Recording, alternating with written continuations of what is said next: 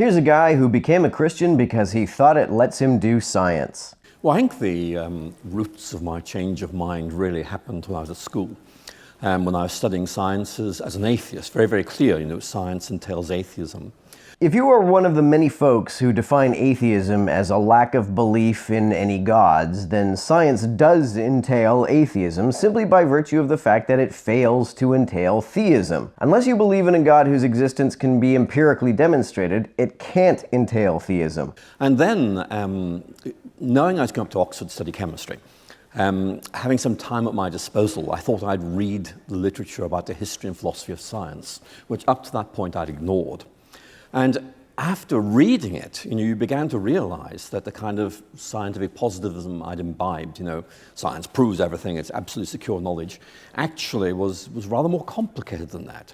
Yeah, that's a very naive view of science. There is, of course, still debate among philosophers of science with respect to what, if anything, science does or even tries to do, but it's far less the case nowadays that scientists try to find ideas that match reality, if that's how you define truth, and it is more the case that they try to find ideas that simply consistently match and usefully predict observation. One of the reasons science does not lead to theism is that a god can't be observed, and the idea of a god can't be used to make useful predictions. The scientific view of a god is not so much that one does not exist, as it is that the idea of a god is not very useful. And so I began to realize, look, the history of science is saying this is what people used to think, now they think this. And you began to just get this idea that maybe this is what we think now, but what are we going to think in 50 years' time? How can we be secure? Because it's a moving landscape. Well, in order for that landscape to include a god, that god would have to be coherently defined, which, as best I can tell, theologians do not do, and that god has to be either directly empirically observable, or it has to have observable effects which are consistently, falsifiably, and most parsimoniously explained by the existence of that god. Didn't convert me or anything, but it did make me think this is rather more complicated than I'd been told. And I think in many ways that probably was the end of my love affair with atheism, because I felt it was hopelessly simplistic, or at least the forms I knew.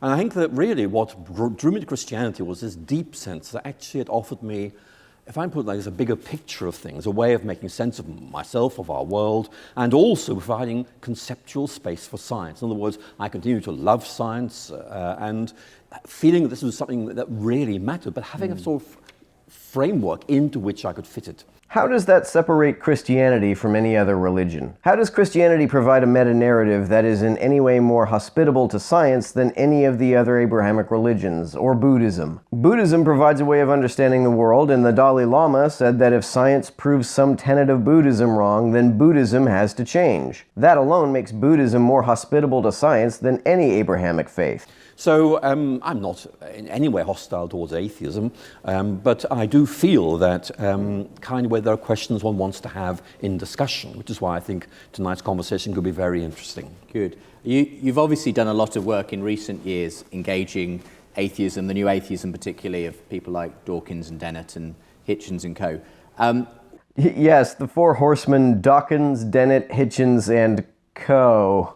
Do you feel like, in the decade or more since books like The God Delusion came out, we're any further along in this conversation, that people are more willing to look at things from your perspective and that sort of thing? Well, I don't know whether people want to look at it from my perspective or not, but I think what there was this feeling that actually it's just not that simple, that there has to be something better than this. And I think we could say that the new atheism is waning, and something else seems to be coming in its place. But I would be hesitant to say what that something else is, because I can see various possibilities.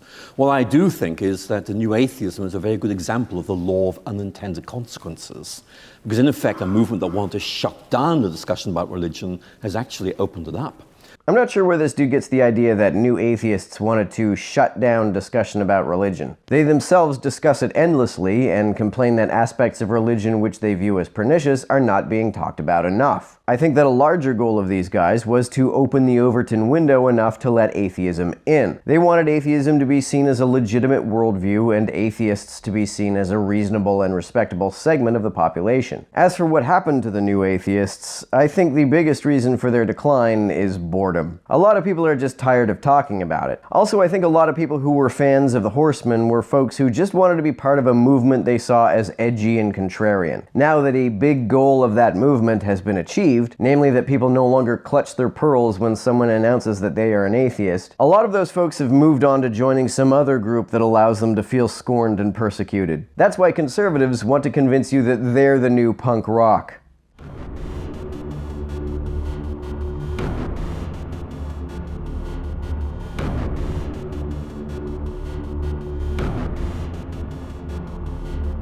To everyone who helps me out on Patreon, you're a big help. Thanks so much.